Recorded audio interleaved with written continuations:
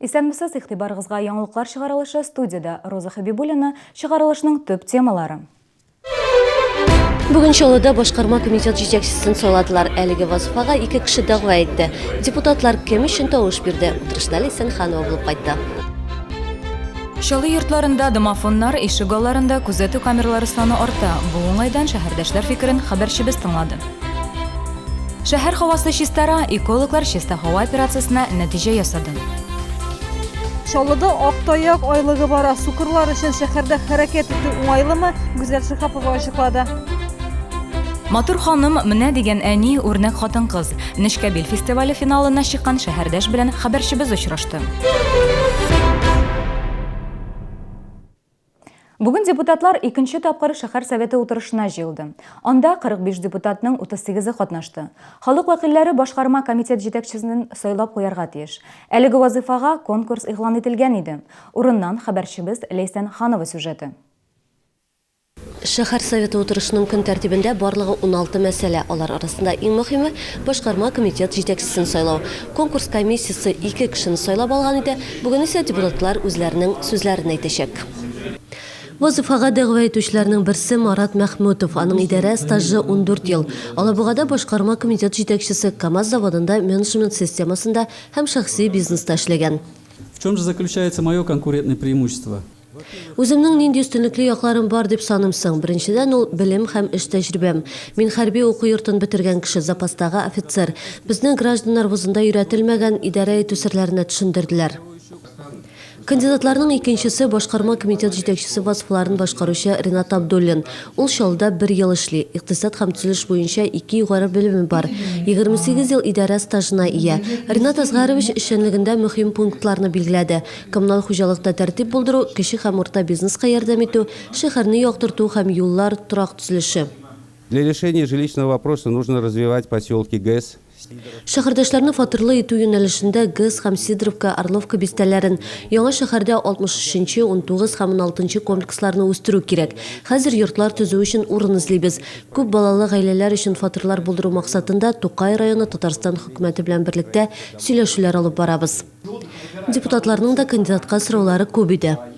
Так называемые лежачие полицейские. Я хотел бы обратить внимание на места их установки, чтобы они были сделаны там, где они действительно необходимы. Все было согласно ГОСТу выполнено.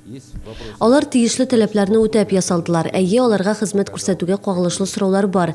Беренче кармыны ачык раслады. Автомобиль юллары предприятиесе ясалма киртәләрне үз вакытында чистартырга тиеш. Газели порой даже не останавливаются, вот проезжая мимо, видя ребенка, или лихачат, да, то есть обгоняя и большие автобусы, и конкурируют со своими же микроавтобусами. Вот скажите, будет ли как-то решаться вопрос? Есть у нас, конечно, ездят еще и незаконные перевозчики. Әйе, юлларда әле законсыз рәвештә пассажир йөртүчеләр дә бар. Без алар белән ЮХИДИ һәм прокуратура белән берлектә тыгыз эшлибез. Юлларда даими рәвештә кизү турылары оештырыла. Башкарма комитет җитәкчесе нокталы төзелешне дә контрольдә тотарга тиеш булачак. Депутатларның бу хактагы соравына шәһәр мэры үзе җавап бирде. Ул аларны шәһәр төзелеше советында проблемаларны бергәләп хәл итәргә чакырды. И мы всегда будем в первую очередь исполнительный комитет, мэр города. Без бу мәсьәләдә башкарма комитетта мэр дә һәрвакыт халык яклы булачакбыз. Кече бизнеска да каршы адым ясыйбыз. Күп кенә очракларда җир участокларын алышу тәкъдиме белән чыгабыз. Ринат Абдуллинга бүген утырышта күтәрелгән мәсьәләләрне алга таба хәл итәргә туры киләчәк. Депутатлары бер тавыштан аны башкарма комитет җитәкчесе итеп сайлап куйды. Ләйсәнханова, Дмитрий Рачеев, яңалыклар. Башкарма комитетта Денис Щерба эше буенча тикшерү бара. Бу хакта бүген шәһәр советы утырышында сүз булды. Исегезгә төшерәм, узган атнада төзелеш идарәсе башлыгы турында интернет порталда язма пайда булды. Анда чит ил инвесторы түрәне документларны рәсмиләштерү срогын бузуда гаепли. Инвестор белдерүенчә, тиешле имза бары тик Щерба әйткән генподрядчы белән эшләргә вәгъдә иткәч кенә барлыкка килгән. Хотелось бы все-таки, чтобы исполком активнее работал с прессой. Башкарма комитет прессы белән активрак эшләсен иде. Мондай белдерүләр булганда аларга аңлатма бирү кирәк. Яки исә кире кагарга, яки ризалашырга. Бу очракта эндәшмәү дөрес түгел. Мэриядә бу факт буенча хәзер тикшерү эш бара. Махсус комиссия төзелгән, аның составында башкарма комитет белгечләре, җитәкчеләр һәм депутатлар. Сегодня у нас после сессии будет заседание. Бүген сессиядан соң киңәшмә үткәрәчәкбез, хезмәт тикшерүе бара. Массакүлә мәгълүмат чарасы ярдәмендә исәп-хисап ясарга тырышума, әле чыннан да мондый факт булганмы? Озакламы пресса ашы җавапны әйтербез. Депутатлар өчен бердәм кабул итү көне билгеләнде. Алар һәр айның 3-нче сишәмбесендә шәһәрдәшләр белән очрашачак. Кабул итү сәгатьләре кичке 4-тән 6-га кадәр. Мы надеемся, что новый Яңа сайланган состав сайлаучылар белән актив эшләр дип ышанабыз. Гражданнар белән очрашулар даими үткәрелергә тиеш. Сорауларны вакытында хәл итү кирәк. прием граждан. Чаллыда куркынычсыз шәһәр дигән федераль программа гамәлгә ашырылды. Проект кысаларында 2017 елда шәһәрнең барлык йортларында да видео күзәтү җайланмалары урнаштырылачак. Әлеге күзәтү камералары берничә йортта гына бар. Программа нигезендә домофоннарның да яңа төрлесе куела, алар аша коткару хезмәтләрен чакыртырга мөмкин. Әлеге домофоннарны урнаштыру кесәгә сугачак дигән фикердә кайбер шәһәрдәшләр. Бу чыннан да шулаймы? Хәбәрчебез белеште. 49-25 ай йортында видео күзәтү җайланмасы урнаштыруны күптән көтәбез диләр.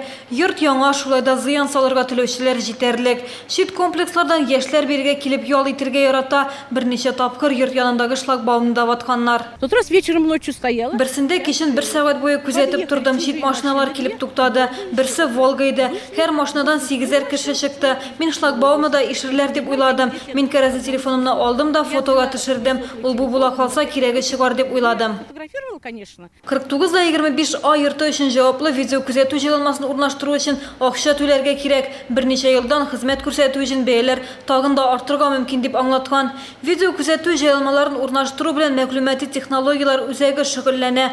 Барысы да куркынычсыз шәһәр программасы кысаларында башкарыла. Моның өчен бер тиен дә түләргә кирәкми. Видео күзәтү урнаштыру өчен йорт өчен җаваплы кеше гариза язырга тиеш. Там подскажут, выдадут. Бездә ярдәм итәләр, нинди документлар кирәклеген аңлаталар. Алдан йортта яшәүчеләр белән куркынычсыз шәһәр системасына кушылу буенча җыелыш үткәрергә кирәк. Барлык эшләр дә чират буенча башкарылачак. Системага кушылганда гариза тапшыру вакыты да исәпкә алыначак.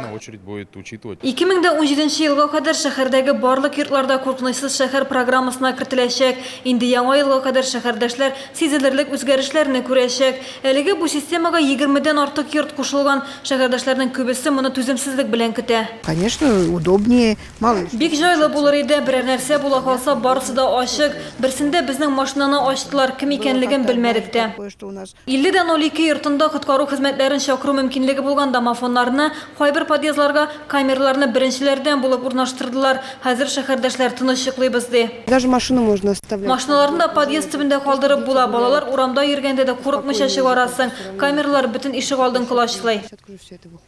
Эчке эшләр идарәсендә дә бу видеокамералар җинаятьчелекне киметергә ярдәм итте ди. Подъездлардан алынган видеоязмалар каракларны тоткарларга да булышкан. В нынешнем году за 9 месяцев. Агымдагы елның 9 айында узган ел белән чагыштырганда урамда булган җинаятьләр 8,5%-ка кимеде. Ишек алларында булган җинаятьләрнең саны да кимеде. Камералардагы язма мәгълүмати технологиялар үзәгенең видеосерверына килә, ул анда 1 ай дәвамында саклана. Әлеге язмаларны параллель рәвештә полиция бүлекләрендә дә карарга мөмкин. Үз чиратында системага тоташтыруда чират билгеләнгәндә эчке эшләр идарәсеннән алынган мәгълүматлар да исәпкә алыначак. Җинаятьләр еш булган подъездларга видеокамералар тизрәк урнаштырыла. Гүзәл Шихапова, Айрат Закиров, яңалыклар. Күп балалы гаиләләр милек өчен салым түләмәячәк. Бүген шәһәр советы депутатлары шул хактагы карарны кабул итте. Әлеге яңалык балигъ булмаган 3 һәм аннан да күбрәк бала тәрбияләүче гаиләләргә кагыла. Карар 2016 елның 1 январыннан гамәлгә керәчәк. Ул сайлаучыларның күп санлы сораулары нигезендә эшләнде. Шәһәрдә чираттагы ярминкәләр вакансиясе оештырылды. Ул КамАЗ мәдәният сараенда үтте, 15 предприятие эш урыннары тәкъдим итте. Хезмәт базарында элеккечә эшче һөнәрләргә сорау зур. Шулай ук кондуктор, трамвай һәм автобус йөртүчеләр шәфкать туташлары таләп ителә. Водитель-экспедитор булып эшләдем. Хәзер икенче урын эзләйм. Или укырга икенче специальностька. Мин башта эшләдем, продавец-консультант булып. Хәзер алыштырам үземнең профессиямны. Хәзер охранага керәсем килә. Барарбыз, ничек булып чыгар. Шәһәр һавасы чистара, экологлар чиста һава операциясына нәтиҗә ясады. Чаллыда Актаяк айлыгы бара. Сукырлар өчен шәһәрдә хәрәкәт итү уңайлымы? Гүзәл Шихапова ачыклады. Матур ханым менә дигән әни үрнәк хатын-кыз. Нечкәбил фестивале финалына чыккан шәһәрдәш белән хәбәрчебез очрашты. Культуру в массы. Массы у тебя хватает, а культуру теперь где взять? Корпорации Центр и Селдом сбили цены ниже плинтуса. Например, большой телевизор за 14 990, а диван Тадеуш всего за 10 900. Чё засмотрелся? На культуру переключай. Салават Фатхетдиновның өр-яңа концерт программасы 1-нче, 2-нче, 3-нче, 4-нче, 5-нче ноябрь. Яшалла Сарасадыкова исемендәге концертлар залы. В честь 30-летия санатория «Жемчужина» всем пенсионерам только в октябре скидка 30%. Подробности по телефону 92 60 50. В России действует упрощенная процедура оформления ДТП без участия сотрудников полиции. Европротокол, который можно оформить в случае, если в ДТП участвуют 2 транспортных средства, отсутствуют пострадавшие и нет разногласий между участниками ДТП. Максимальная выплата в рамках Европротокола может достигать 50 тысяч рублей. Если авария произошла на территории Москвы, Московской области, Санкт-Петербурга или Ленинградской области, максимальный размер выплаты может достигать 400 тысяч рублей. Получить подробную информацию вы можете на сайте Центрального банка Российской Федерации. Дарите близким настроение. Поздравляйте коллег с праздниками. Делитесь своей радостью и успехами. Выражайте благодарность друг другу. В рубрике «Челнинский контакт» звоните 56 15 09.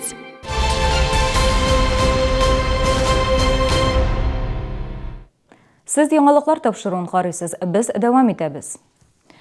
Балалар куркыныч астында. Бүген Эчке эшләр идарәсендә үткәрелгән брифинг тәрбиягә авыр бирелүче яшүсмерләргә багышланды. Бәлиғ булмаганнар белән эшләү бүлегендә барлыгы 600 бала исәптә тора. Аларның яртысы организм өчен агылу матдәләр исерткеч кулланучылар.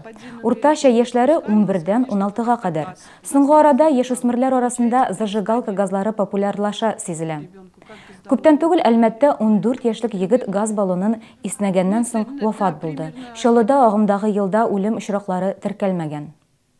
За текущий год нами выявлено было 3... Быел без 16 яшькә кадәрге 3 баланың агылы газлар куллануын ачыкладык. Наркотик матдәләр кулланган 8 яшьләр исәпкә алынды. Аларның ата-аналарына карата беркетмә төзелде.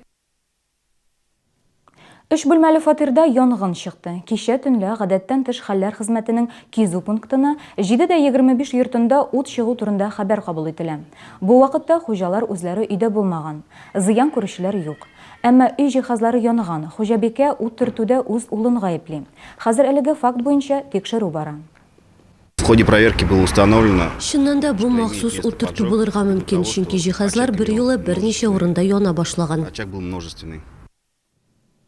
Без ГЕС бистәсендә яшәүче 84 яшьлек пенсионерны явызларча кыйнаулары хакында хәбәр иткән идек. Бүген Мәхфия Абдуллинаны хастаханәдән чыгарулары билгеле булды. Ул сөйләшә башлаган. Аны кыйнаучы 32 яшьлек шәһәрдәш үз гаебен тулысынча таный. Әлеге җинаять эше тикшерү барышында ул 2 тәүлеккә сак астында алынды. Социаль шелтәрләр аша алдылар. Полициянең кизү бүлегенә 49 яшьлек шәһәрдәш мөрәҗәгать итте. Ул күптән түгел юл транспорт һәлакәтенә эләгән. Интернетта вакыйга шаһитларыннан ярдәм сорый. Күп тә үтми аңа таныш булмаган кеше шалтырата. Авария урыныннан видео язмасы булуны хәбәр итә. Тик аның өчен Ират 3000 сум акча сорый. Акча күчергәннән соң Ират бөтенләй элемтәгә чыкмый башлый. Хәзер аны эзлиләр, ялган шаһит Оренбургтан шалтыраткан дип фаразлана. Чаллыда һава чистара. Экологлар автомобильләр бүлеп чыгаручы зарарлы матдәләр күләме кимеде ди.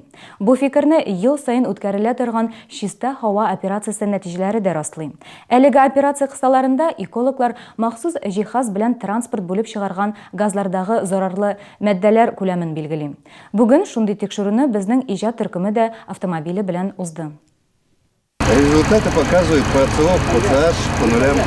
Бу яхшы күрсәткеч ди экологлар. Углерод оксиды һәм углеводород нормада. Ягулык тулысы белән янып бетә, атмосферага зыянлы матдәләр бүлеп чыгарылмый.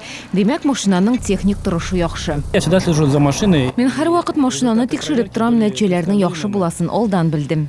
Чиста һава операциясе республикада 20 ел рәттән уза. Узган ел һаваның пычрану дәрәҗәсе 18% тәшкил итсә, бу ел 14%-ка кадәр төшкән. Причины разные. Моның сәбәпләре төрле. Транспорт яңартылып тора, иске машиналар кибеде. Күп кенә машина йөртүчеләр үзләренең транспортын экологик ягулыкка күчерде. Машиналарны гадәттә тулап бер постында тикшерәләр, биредә йөк машиналары еш йөри. Һавага иң күп зыянны иске карбюраторлы автомобильләр, җәмәгать транспорты һәм 15 елдан артык йөргән машиналар сала. Если бы были электромобили, Электромобильләр булса, экологиягә зыян азрак салыныр иде. Загрязнение все это, конечно, приносит. Һаваны пычратуын, әмма машинасыз йөреп булмый. Чиста һава операциясе кысаларында 800-гә якын машина тикшерелде. Шуларның 100-дән артыгы кагыйдә буза. Машина хуҗаларына 500 сум, юридик затларга исә 1000 сум күләмендә штраф салынды. Фәридә Сабирҗанова, Ксения Антонова, Алексей Иванов, Яңалыклар. Кышка кадәр күп калмады. Тун сайлау өчен менә дигән вакыт. Сатучылар өчен дә эшнең кызган чоры. Тун сатып алганда нәрсәгә игътибар итәргә? Белгечләр киңәшен хәбәрчебез тыңлады.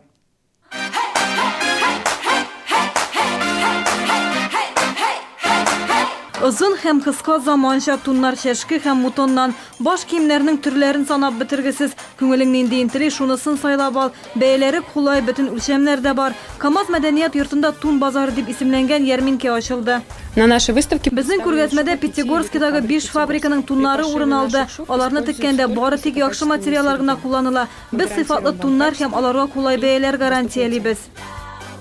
Туннар сыйфаты өчен борчыласы юк. Пятигорский инде күптәннән Россиядагы иң алдынгы мех фабрикаларыннан исәпләнә. я уже приобретала здесь несколько лет назад шубу. Мин берничә ел элек биредә тун алган идем. Хәзер яңа төрләрен киеп карарга килдем. Инде баш киеме алдым. Биредә барлык эштәгеләр өчен киемнәр бар. Шуңа күрә теләгән һәркем килә ала. Здесь очень большой выбор шуб. Монда бик әйбәт туннар, бик матур сыйфатлы, бик әйбәт дусларны да чакырачакмын. Әле һаман да күңелегезгә ошаган тун таба алмыйсызмы? Туннар ярминкәсенә ашыгыгыз. Күргәзмә 25 октябрьгә кадәр иртәнге сәгать 9-дан кичке сәгать 7-гә кадәр эшләячәк. Шаллыда ак таяк айлыгы бара. Ул күрмәүче шәһәрдәшләрнең проблемаларына игътибар әҗәлеп итү максатыннан уздырыла. 13 ноябрьдә Халыкара сукырлар көне. Күрмәүче шәһәрдәшләр бу көн алдыннан халыкка үзләренең проблемалары хакында җиткерергә тели. Шаллыда сукырлар җәмгыяте оешмасы 30-12 йортында урнашкан. 30-нчы комплекс тукталышыннан бинага кадәр барып җиткәнче юлда нинди киртәләр очрый? Ак таяк иясе белән хәбәрчебез очрашты. Гадәттә Әнвәр Гараев көн сайын бу елны үзе генә уза. Еш очрый торган тамгалар булмаса, кайчак адашып китүең дә бар ди ул. Быел шәһәрдә җир асты аша чыгу юллары төзекләндерелде, әмма күрмәүче шәһәрдәшләрнең теләген исәпкә алмаганнар. Алар җир асты юлына кергәндә тавыш буенча ориентлашу өчен уенчык тегермән яки юлларга юнәлешне күрсәтүче полосалар булдыруны сораган булган. Җир асты юлына керү урынын табу шактый кыен була. Кайчагында менә мин үзем дә узып китәм, берничә тапкыр кайтып аны эзләп табарга туры килә. Ягрәктә якын тирәдә кеше булмаса. Ләкин кешеләрнең дә игътибары җитешми. Чәчәк түтәлләрен уратып алган киртәләр, юлларга салынган тимер полосалар, инвалидлар өчен ориентлашу чарасы. 30-нчы мәхәлләдә тротуарда кызыл тимер полоса бар. Күрә торган кеше аның ни өчен кирәклеген дә аңламыйдыр, игътибар да бирмидер. Ә менә сукырлар өчен ул мөһим, аны юлчылар махсус урнаштырган. Безгә менә шушы тротуарга чыгу юнәлешен күрсәтеп тора. Ләкин гадәттә шул полосаның юлның бу ягына да теге ягына машина куялар. Машина куйгач инде без юнәлешне югалтып, менә шу тротуарны эзләп табарга мәҗбүр булабыз. Машиналар башка ишек алларында да зур каршылык тудыра. Берәү автомобилен тротуар каршына ук терәп куйган. Күрүчеләр аны урап узса, күрмәүчеләр таяк тимергә бәрелгәч кенә юлда каршылык икәнен аңлый. Чыгу юлын эзләр өчен башка машиналарга да суккаларга, автомобиль хуҗасы белән конфликтка керергә, адашып йөрергә туры килә ди инвалидлар. Бу хакта бирдә яшәүчеләр үзләре дә белә. Хотел помочь пройти. Бу урыннан үтәргә ярдәм дә иткәләдем. Куялар бит машиналарын тротуарга. Бу урында тротуар беткәч җәяүле юлы да юк әле. Кайчакта юлдан вакытында алып ташланмаган агач ботаклар, балалар ташлаган уенчыклар да сукырлар өчен киртә. Вот там дерево лежит, видите, с территории детсада спилили. Кызганыч балаларның кайберләре ак таякның нәрсә аңлатканын белми. Проблема, наверное, с ногами. Он не видит. Ул күрми, шуңа күрә ак таяк белән йөри юлны тыяр өчен. Балалар гына түгел, олылар да еш кына сукырларны күрмәмешкә салына, адашып йөргәндә ярдәм кулын сузучылар сирәк ди Әнвәр Гараев. Уңай мөхит дип исемләнгән республика күләм программа кысаларында төрле шартлар тудырылды, әмма бу барыбер тулысы белән проблемаларны хәл итми. Шәһәр буйлап хәрәкәт иткәндә сәламәт кеше күрмәгән, мөмкинлекләре чикле шәһәрдәшләр генә мәгълүм булган проблемалар әле дә кала бирә. Гүзәл Шихапова, Алексей Иванов, Яңалыклар. Матурлык, үрнәк гаилә һәм әниләр бәйгесе. 10 елдан артык республикада Нечкәбил фестивале оештырылып килә. Бәйге финалына 12 хатын-кыз үтте. Алар арасында шәһәрдәшебез Дилүзә Хәбиева.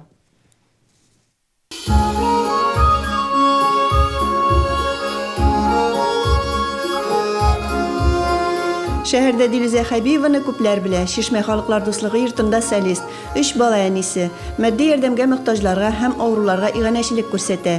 Шалыдан Нечкәбил бәйгесенә бер тавыштан аны сайладылар.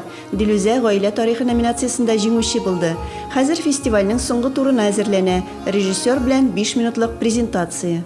Biz инде соңгы 2 атнада 2 тапкыр Казанга барып кайттык. Беренче мәртәбә гаиләм белән.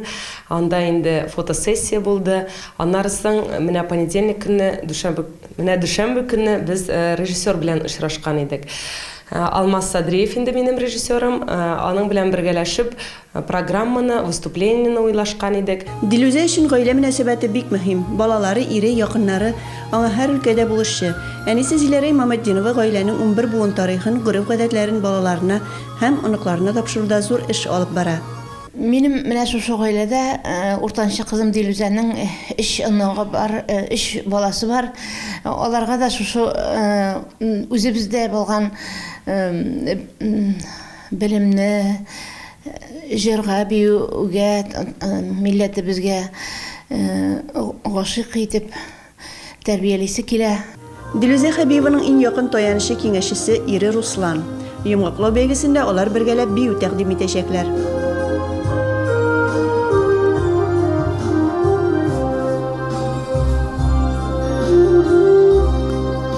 Субханаллах, что у нас есть такая возможность показать людям.